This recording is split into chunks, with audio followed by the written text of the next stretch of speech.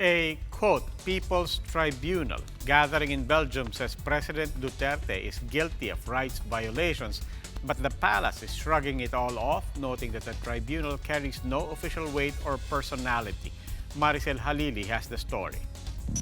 It is our consensus, therefore, that the defendants Duterte, Trump, and all other defendants are guilty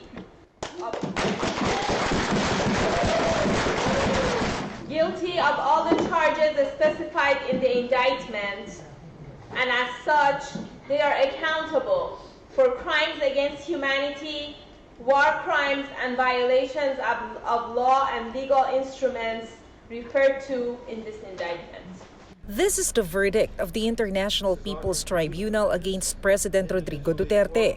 Based on the testimonies presented before the court, the president is guilty of human rights violations in line with the alleged extrajudicial killings in relation to his campaign against illegal drugs and political persecution of some activists. One of the witnesses who testified against the president through a video is Australian missionary Sister Patricia Fox.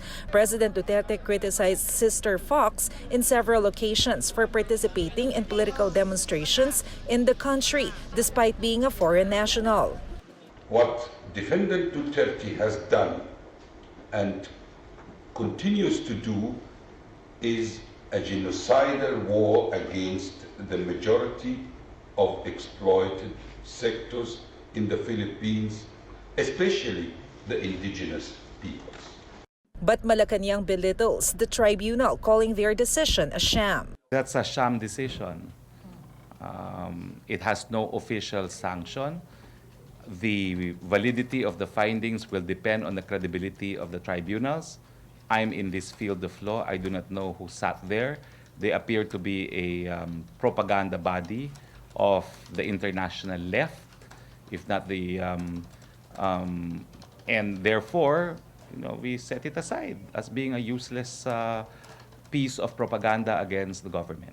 Presidential spokesperson Rody Duterte even questioned the credibility of the tribunal's justices. He also insists that this proceeding is just part of the plan of the leftist group to destroy the president.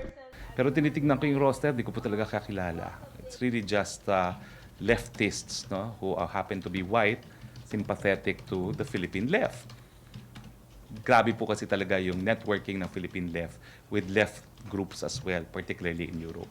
Despite all these allegations, the tribunal will forward their decision to the United Nations Human Rights Council, the European Parliament, and the International Criminal Court, where the president still has a pending case. For News 5, Maricel Halili, we are One News.